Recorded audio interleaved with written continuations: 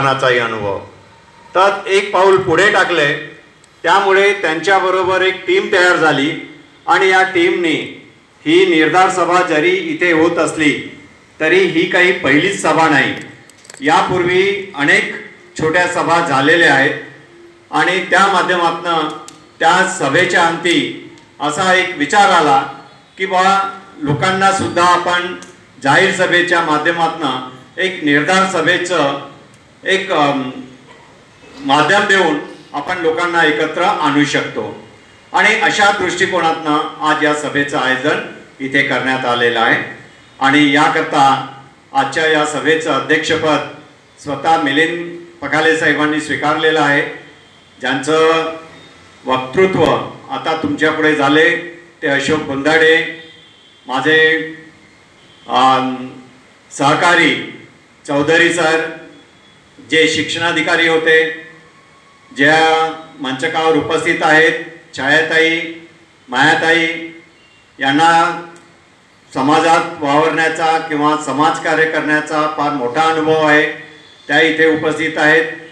विशाल हा एक यंग दृष्टिकोनातनं इथे पुढे आलेला आहे, ज्यांनी प्रास्ताविकतेमध्ये या निर्धार सभेची आपली एक भूमिका तुमच्यापुढे ठेवण्याचा प्रयत्न केलेला आहे. आणि ज्योतिताई ज्या संचालन करत आहेत, प्रखरपणे संचालन करत आहेत, कारण त्या स्वतःही महिला विंगमध्ये काम करत असताना, समाजामध्ये जात असताना समाजातील प्रश्न त्यांनासुद्धा त्यांच्या पुढे येत आहेत. असा सगळा हा एक, फक्त तुम्ही विचार करू नका की मंचकावर जे उपस्थित आहेत म्हणजे तेच काहीतरी एका नवीन पक्षाच्या दृष्टिकोनातनं एवढे रिपब्लिकन पक्ष आहेत, बहुजन पक्ष आहे, असे सगळे असताना हा एक नवीन पक्ष तयार होतो आहे काय, असा कदाचित तुमच्याही मनात प्रश्न निर्माण झाला असेल. साहजिकच आहे, हे होऊ शकते, कारण प्रत्येकाला आता आपलं अस्तित्वहीन झाल्याची जाणीव झालेली आहे आणि त्यामुळे कदाचित तुमच्या मनात हा प्रश्न निर्माण झाला असेल.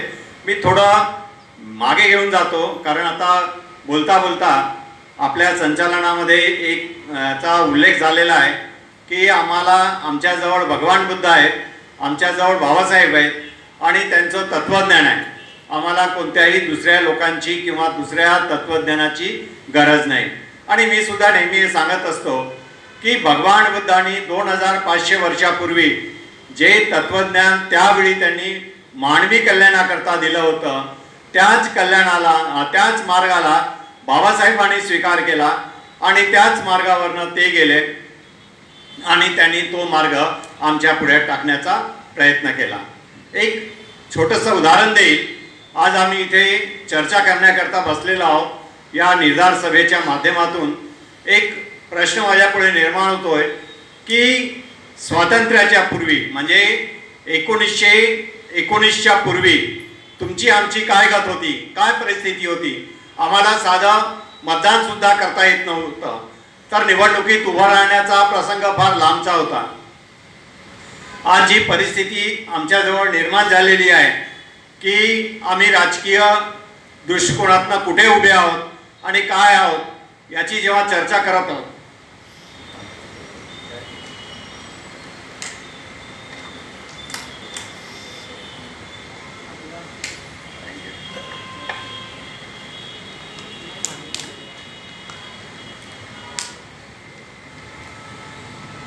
तर 1919च्या पूर्वी जेव्हा रशियामध्ये कॅपिटलिस्ट लोकांच्या विरोधात एक मोठा उठाव झालेला होता. थोडंसं जागतिक लेवलचं उदाहरण आहे, पण त्याची गरज वाटत आहे मला आज की आज आमची परिस्थिती काय आहे आणि आम्ही कसा उठाव करू शकतो. म्हणून हे मी तुम्हाला काही मोजके उदाहरणं तुम्हाला द्यायचा प्रयत्न करेल.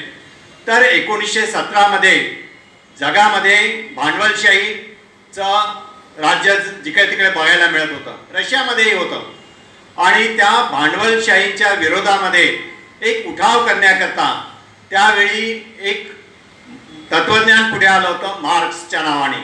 मार्क्सचं तत्त्वज्ञान जगामधल्या बऱ्याचशा लोकांनी त्या तत्त्वज्ञानाचा स्वीकार केला होता. त्याच तत्त्वज्ञानाचा स्वीकार लेनिननी केला. लेनिनचा जन्म हा रशियामध्ये झाला होता आणि रशियामध्ये तो कामही करत होता.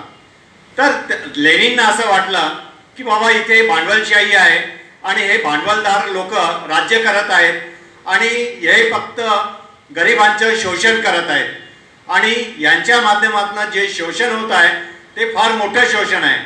म्हणजे एवढं मोठं शोषण होत आहे की गरिबांना अन्न वस्त्र व निवारा या मूलभूत गरजा सुद्धा मिळत नाही आहे.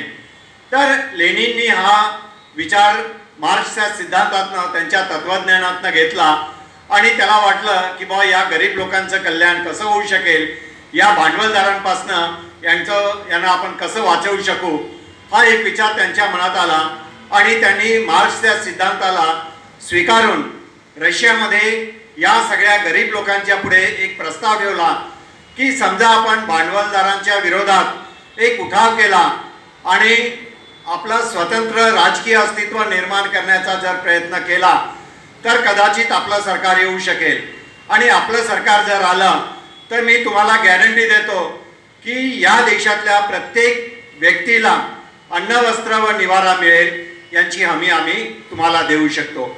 आणि अशा प्रकारची ही एक छोटीशी कन्सेप्ट रशियाच्या त्या मार्क्सच्या तत्वज्ञानातनं लेनिननी तो आपल्या देशाच्या लोकांच्या पुढे ठेवला आणि एक चमत्कार झाला की 1700 म्हणजे 1917ला रशियामध्ये ऑक्टोबर महिन्यामध्ये एक क्रांती झाली.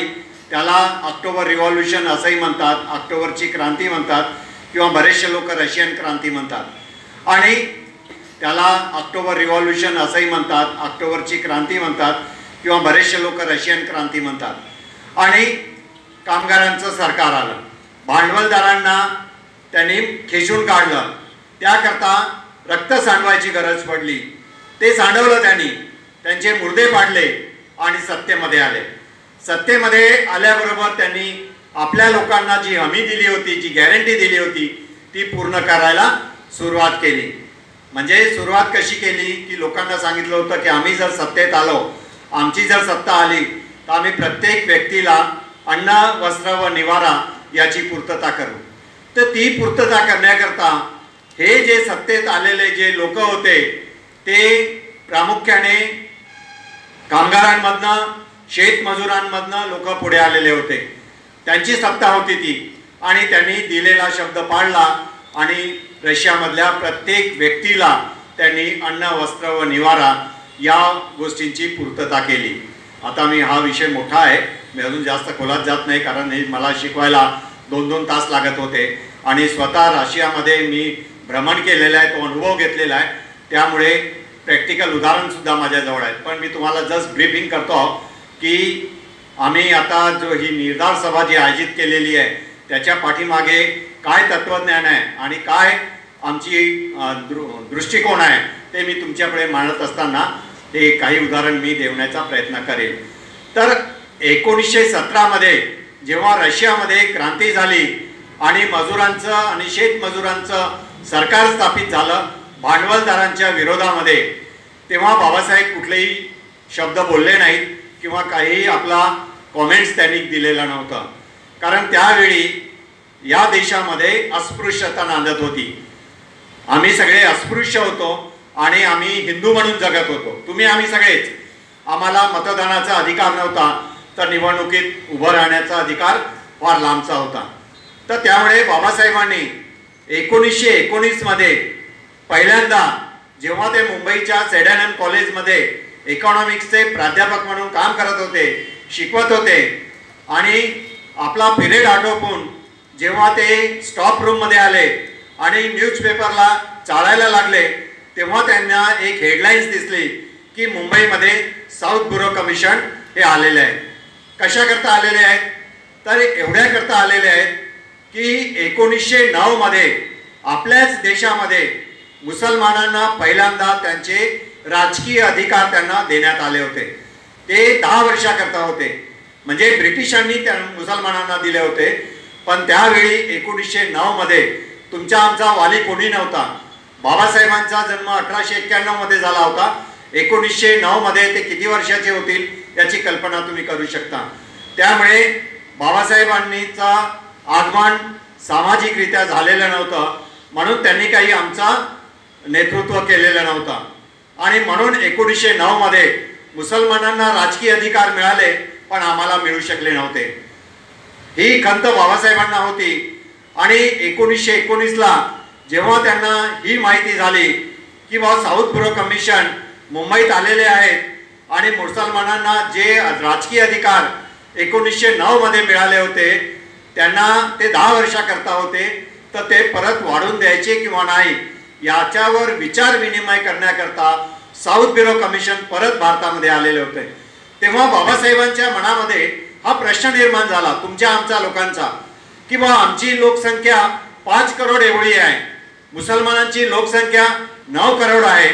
9 करोड लोकांना त्यांचे राजकीय अधिकार मिळालेले आहेत आणि आमची साधी दखलही कोणी घेतली नाही. आम्ही हिंदू म्हणून फक्त जगत आहोत, पण हिंदूचे कोणतेही अधिकार आमच्या पाठीशी आले नाहीत किंवा आमच्या वाटेला आले नाहीत. ही खंत बाबासाहेबांना होती आणि म्हणून त्यांनी त्या स्टाफ रूम मधनच, कॉलेजच्या स्टाफ रूम मधनच त्या साऊथ ब्युरो कमिशनला एक पत्र लिहिलं. 2 ओळीचं पत्र होतं की अस्पृश्यांचे प्रश्न अस्पृश्यच समजू शकतात असं एक 2 ओळीचं मजकूर लिहिलं आणि साऊथ ब्युरो कमिशनला पाठवलं. साऊथ ब्युरो कमिशन त्यावेळी फार स्ट्रॉंग कमिशन होतं. ब्रिटिशांचं कमिशन म्हटलं की मोठे व्यक्ती त्यांना भेटणं फार कठीण होतं. जेव्हा कमिशनकडे बाबासाहेबांचं पत्र गेलं तेव्हा त्यांना असं वाटलं कमिशनला की ही कोण आहे व्यक्ती, डॉक्टर आंबेडकर ही लिहिते आहे, एक पत्र लिहिते आहे, जी एवढं धाडस करते आहे माझ्या पुढे पत्र लिहायची. तर त्यांनी आपल्या सेक्रेटरीला सांगितलं की ही व्यक्ती ज्यांनी मला पत्र लिहिले आहे त्या व्यक्तीला मला भेटायचं आहे. आणि त्यांनी बाबासाहेबांना त्याचा उत्तर दिलं की बाबा कमिशन तुम्हाला भेटू इच्छितात आणि कमिशननी तुम्हाला या तारखेला बोलवलेलं आहे आणि तुम्हाला 5 मिनिटाची वेळ दिलेली आहे. बाबासाहेबांना आनंद झाला त्यांचं ते पत्राचं उत्तर बघून, पण त्यांना वाटलं की माझी ही जी समाज आहे, माझा समाज हा 5 करोड एवढा आहे, या 5 करोड लोकांचे प्रश्न मी 5 मिनिटात कसं मांडू शकेल. म्हणून त्यांनी एक खलिता तयार केला, एक निवेदन तयार केलं. ते जवळजवळ 10 पानाचं होतं आणि त्यामध्ये आपल्या सगळ्या बाबी त्यांनी लिहून काढल्या आणि ठरलेल्या वेळेत ते कमिशनला भेटायला गेले. कमिशनला भेटायला जेव्हा गेले तेव्हा ज्या रूममध्ये कमिशन बसलेले होते तिथे आतमध्ये गेले. दोन्ही हातांनी त्यांना नमस्कार केला हात जोडून, कारण ती मॉरॅलिटी बाबासाहेबांच्या जवळ होती, कारण किती झालं तर कमिशन हे मोठे होते. दोन्ही हात जोडून त्यांना नमस्कार केला आणि सांगितलं की तुम्ही मला बोलवून घेतलं, माझ्यासारख्या एका नवख्या मुलाला मी तुम्हाला धन्यवाद देतो, पण तुम्ही मला 5 मिनिटाची वेळ दिली. ही 5 मिनिटाची वेळ मला पूर्ण नाही, कारण माझी समाज जो आहे त्यांची लोकसंख्या 5 करोड एवढी आहे. त्यामुळे मी त्यांचे जे दुःख आहेत, त्यांची जी व्यथा आहे, मी ती लिहून आणलेली आहे आणि मी तुम्हाला देत आहे. जेव्हा तुम्हाला वेळ मिळेल ती वाचून घ्यावी आणि या 5 करोड लोकांची व्यथा यावर तुम्हाला काय निर्णय घ्यायचा आहे तो तुम्ही घ्यावा असं बोलून त्यांनी ते निवेदन त्यांना दिलं आणि परतीला लागले. कमिशननी आवाज झाले. कमिशननी बाबासाहेबांना थांबवलं आणि ते म्हणतात की बघा तुम्ही हे 10 पेजेस लिहून आणलेले आहेत, आमच्याकडे इतका वेळ नाही आहे की तुमचे 10 पानं वाचायला. तुम्ही एक काम करा, या 10 पाण्याचं एक निचोड जो काही असेल ते आम्हाला सांगा, तुम्ही एक ब्रीफिंग करा. आणि त्यांनी बाबासाहेबांना बसायला विनंती केली, बसायला सन्मानाने सांगितलं. तेव्हा बाबासाहेब बसले आणि मग त्यांनी आपली व्यथा त्या जे लिहून आणलेली होती ते त्यांनी मांडायला सुरुवात केली. सर्वप्रथम ते म्हणतात की आमची लोकसंख्या 5 करोड एवढी आहे आणि आम्हाला या देशामध्ये हिंदू म्हणून ट्रीट करत आहेत, पण हिंदूचे कोणतेही अधिकार आमच्या पाठीशी आलेले नाहीत. साधा आम्हाला मतदानाचा अधिकार मिळाला नाही. राजकारणामध्ये निवडून येण्याची बाब फार लांबची आहे. जर आम्ही राजकारणामध्ये प्रवेश केला नाही तर आमच्या लोकांचा आर्थिक आणि सामाजिक विकास कसा होऊ शकेल. आम्ही हिंदू म्हणून जगत आहोत, पण हिंदूचे जे नेतृत्व करणारे लोक आहेत ते आमच्या आर्थिक आणि सामाजिक विकासाकडे त्यांचं लक्ष अजिबात नाही, फक्त त्यांना आमचं मतदान हवं आहे. हा विचार इथून सुरू केला बाबासाहेबांनी आणि मग त्यांना सांगायला लागले. ज्या कमिशननी 5 मिनिटं वेळ दिली होती त्यांनी बाबासाहेबांचं संभाषण 1 तासभर ऐकलं आणि 1 तासानंतर ते म्हणतात की आम्हाला तुम्ही जे लिहून आणलेलं आहे त्याची जाणीव झालेली आहे. आम्ही याच्यावर चर्चा करू आणि परत तुम्हाला आम्ही मीटिंग करता बोलवायला पाठवू, आम्ही आमंत्रण देऊ आणि मग या संदर्भात आम्ही निर्णय घेऊ. हे उदाहरण मी तुम्हाला एवढ्याकरता देतो की त्यावेळी बाबासाहेब एकटे होते. 5 करोड लोकांचं नेतृत्व करण्याकरता ते साऊथ ब्युरो कमिशनच्या पुढे गेले.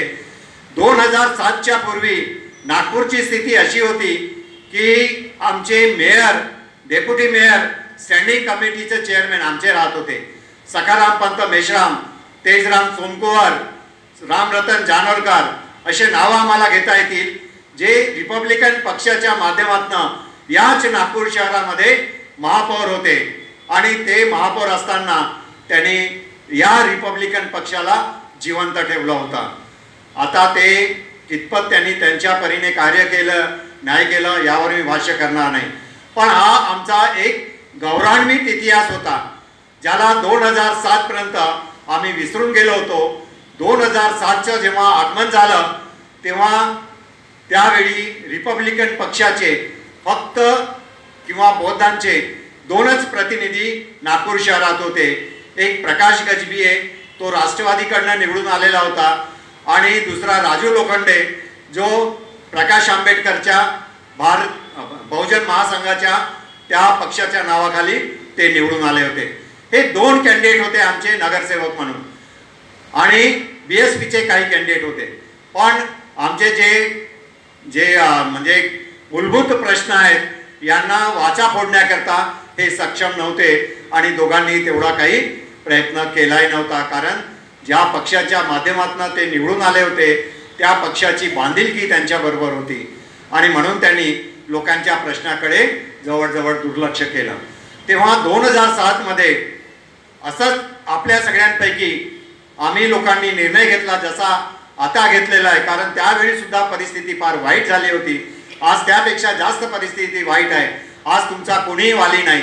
रिपब्लिकन पक्षाचं नामोनिशान संपलं आहे. याच रिपब्लिकन पक्षाच्या पर्याय म्हणून लोकांनी BSPचा स्वीकार केला, बहुजन समाज पक्षाकडे वळले आणि त्यांनाही निवडून दिलं, पण ते सुद्धा फेल्युअर झाले. मी आता नाव घेणार नाही की जी मायावती उत्तर प्रदेशात 3-3, 4-4 टर्ममध्ये मुख्यमंत्री राहिलेली आहे, त्यांनी या बहुजन समाजाकडे किंवा जे आपण म्हणू शकतो बौद्ध लोकांकडे कुठलंही लक्ष घातलेलं नाही. त्यामुळे आज अशी परिस्थिती झाली आहे की रिपब्लिकन पक्षाचे जसे वाटोळे झाले आहेत तसेच BSPचे सुद्धा वाटोळे झाले आहेत. तो तर राष्ट्रीय पक्ष होता. रिपब्लिकन पक्ष हा महाराष्ट्रापुरता मर्यादित होता, तरी सुद्धा तो त्यांचे वाटोळे झाले होते. नगरपालिकेमध्ये त्यांचे कॅन्डिडेट येऊ शकत नव्हते. तर 2007मध्ये असंच लोकांपैकी लोक बाहेर पडले, शिकलेले लोक आले, आणि त्यांनी निर्णय घेतला की आपल्याला आपल्या जनरेशनला वाचवण्याकरता काहीतरी पाऊल पुढे टाकायला पाहिजे.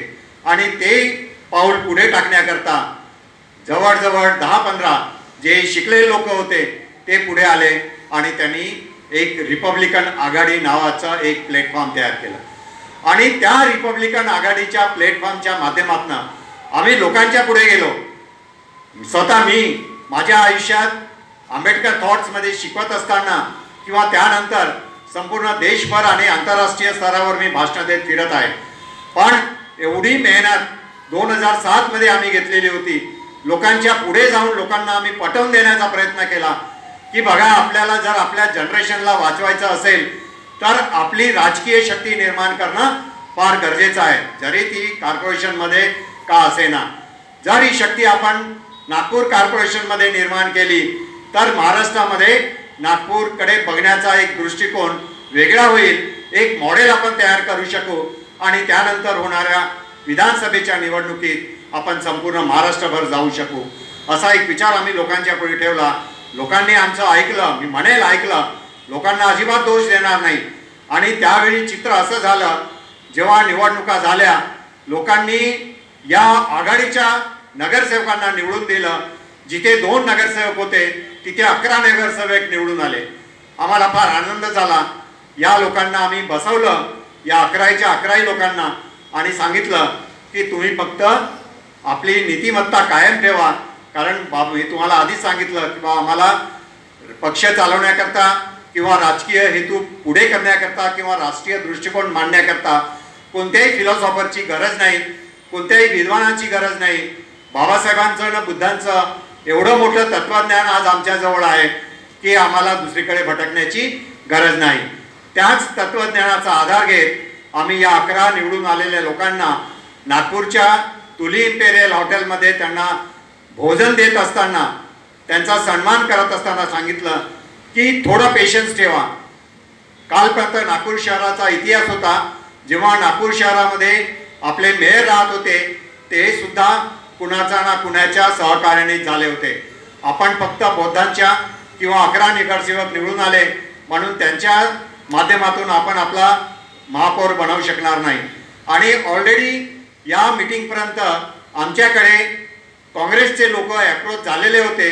त्यांचे जे काही नेते होते, जे अध्यक्ष होते नागपूर शहराचे वगैरे, ते अप्रोच झाले होते आणि ते म्हणाले होते की बाबा आमचे 33 नगरसेवक आहेत, तुमचे 11 नगरसेवक आहेत आणि काही अपक्ष आहेत, हे जर एकत्र आले तर नागपूर शहरामध्ये आपण आपली ताकद उभी करू शकतो. त्यावेळी BJPची ताकद मोठी होती, त्यांच्याकडे जवळजवळ 56 नगरसेवक त्यांचे निवडून आलेले होते. त्यामुळे त्यांची स्पष्ट ताकद होती, तरी पण त्यांना थोडी ताकदीची गरज पडत होती. पण हे नगरसेवक त्यावेळी नगरसेवक निवडताना आमची, आता चूक मी हा शब्द वापरणार नाही, की आम्ही ती प्रक्रिया केली नाही की वार्डामध्ये जाऊन लोकांना विचारून लोकांचा सर्वे करून आम्ही कॅन्डिडेट निवडले नव्हते. जे लोकांकडनं किंवा समाजातनं जे कॅन्डिडेट आले त्यांनाच आम्ही त्या आघाडीतर्फे उभे केले होतं. आणि त्याचे परिणाम असे झाले की हे सगळे लोक आज तुम्ही आता पाहतात की राष्ट्रवादी कशी तुटल्या जात आहे, कसे विकल्या जात आहे, शिवसेना कशी विकल्या जात आहे, कसं पक्ष फुटले जात आहे, हे तुम्ही आता बघितलेलं आहे. पण त्यावेळी आम्ही जेव्हा या समाजाचं, आम्ही काही नेते नव्हतो, आम्ही एक कलेक्टिव्ह फॉर्ममध्ये एक फोरम तयार केला होता, आघाडी तयार केली होती आणि त्या माध्यमातून आम्ही आमच्या स्वतःच्या डोळ्याने ते चित्र बघितलं की हे रिपब्लिकन आघाडीच्या नावाने निवडून आलेले 11 नगरसेवक कशा प्रकारे विकले गेले आणि हा रिपब्लिकन आघाडी कशी फुटली आणि हे सगळे जाऊन BJPच्या दावणीला कसे बांधले गेले. आणि त्यानंतरचा इतिहास मला सांगायची गरज नाही. हे 2007चं उदाहरण मी तुम्हाला तुमच्या पुढे एवढ्याकरता ठेवत आहोत की आम्ही निगेटिव्ह नाही किंवा आम्ही नकारार्थी कुठलीही भाष्य वापरत नाही. आम्हाला भगवान बुद्धांची आणि बाबासाहेबांची जी फिलॉसॉफी आहे ती पॉझिटिव्ह दृष्टिकोनातनं पुढे घेऊन जाणारी आहे आणि म्हणून त्यांच्या तत्त्वज्ञानाला आम्ही स्वीकारून आज या निर्धार सभेचं आयोजन केलं. कदाचित इथे आताही आमचं सगळ्यांचं बोलणं झाल्यानंतर आम्ही तुमच्याकडनंही तुमच्या काय अपेक्षा आहेत, काय तुम्ही विचार करता आहात, हेही आम्ही तुमच्याकडनं जाणून घेण्याचा प्रयत्न करणार आहोत. की तुम्हालाही वाटते काय की जसं चालते तर चालू द्या, जे आहेत ते चालू द्या, जेवढे रिपब्लिकन तुकडे आहेत राहू द्या त्यांना. आणि मी सांगतोय हे तुकडे तुमच्या हिताचं कधीच रक्षण करणार नाही, कारण यांनी दुकानदाऱ्या ताटलेल्या आहेत. हे का एवढ्या ताकदीने बोलतो, कारण त्या 2007 मध्ये जेव्हा आम्हाला हे सगळं करताना जो अनुभव आला तेव्हा असं वाटलं आम्हाला, कारण अनेक पक्षाकडे आम्ही गेलो होतो, सगळ्या रिपब्लिकन पक्षाच्या या धड्याकडे आम्ही गेलो होतो आणि त्यांना लोकांच्या प्रवाहामध्ये येण्याची विनंती केली होती. पण शेवटपर्यंत सुलेखा ही फक्त आम्हाला आश्वासन देत राहिली की मी तुमच्याबरोबर आहो, पण ती आली नाही.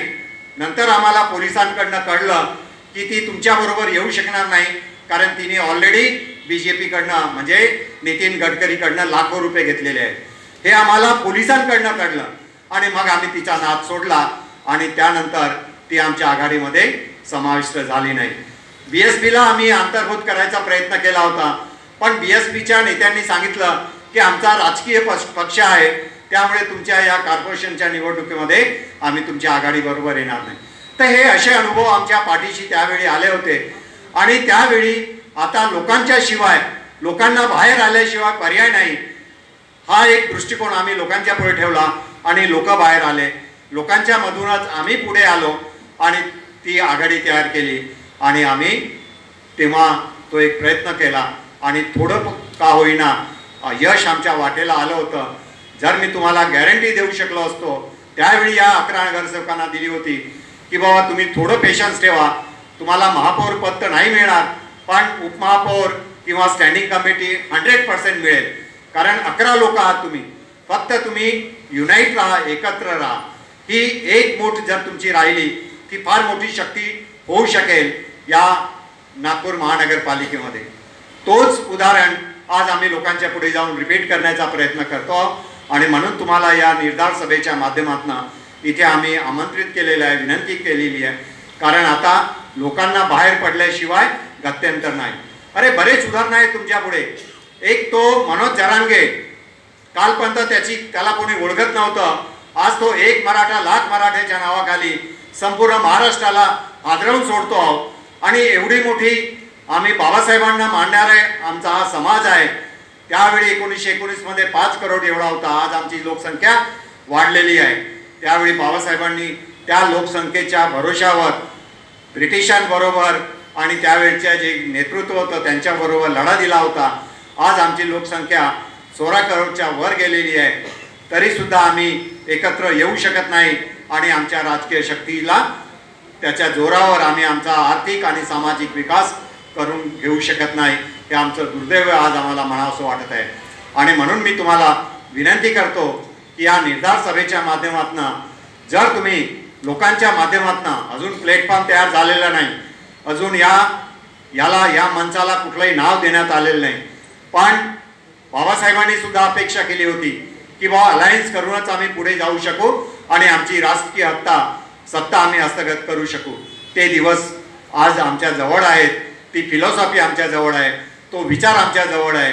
त्याच विचारांचा जर आज आम्ही स्वीकार केला तर निश्चितच 2007च्या पेक्षा जास्त चांगल्या पद्धतीने आम्ही रिझल्ट देऊ शकू, हे अपेक्षा मला आहे आणि खात्रीही आहे.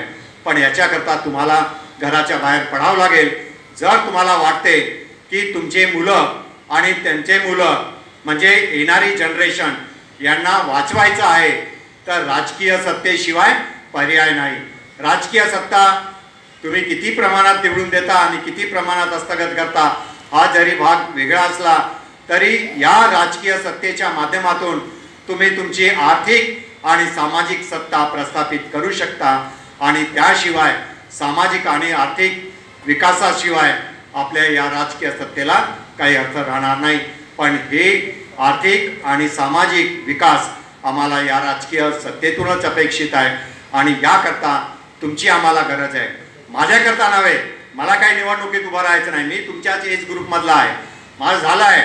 मी तर नेहमी सांगतो की कोरोना मलाही झाला होता, आम्ही वाचलो त्यामधनं आणि आज आम्हाला बोनस लाईफ मिळालेला आहे.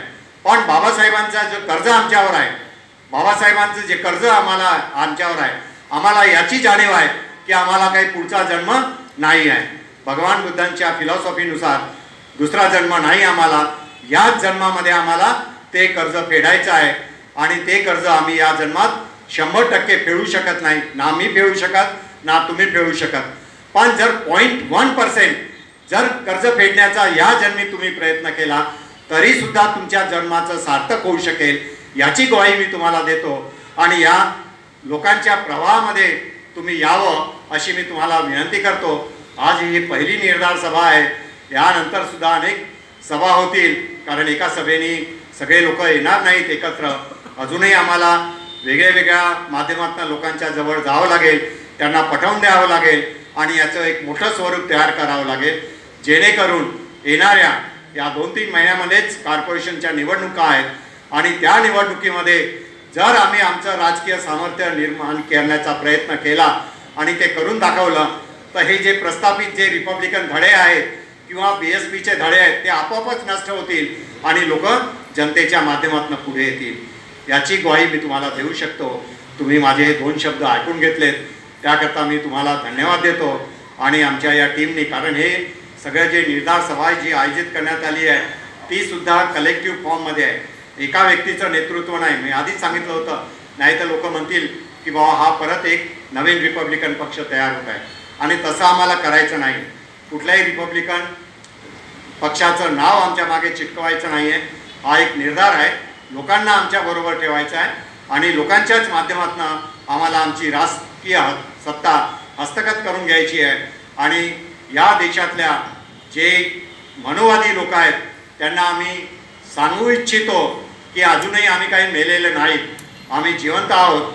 एक म्हण आहे की जिवंत आंबेडकर जे होते त्यांच्यापेक्षा मृतपाय झालेले आंबेडकर जास्त शक्तिशील, जास्त पॉवरफुल आहेत. हे एक जे म्हण आहे ते आज आम्ही सार्थक करून दाखवू शकतो.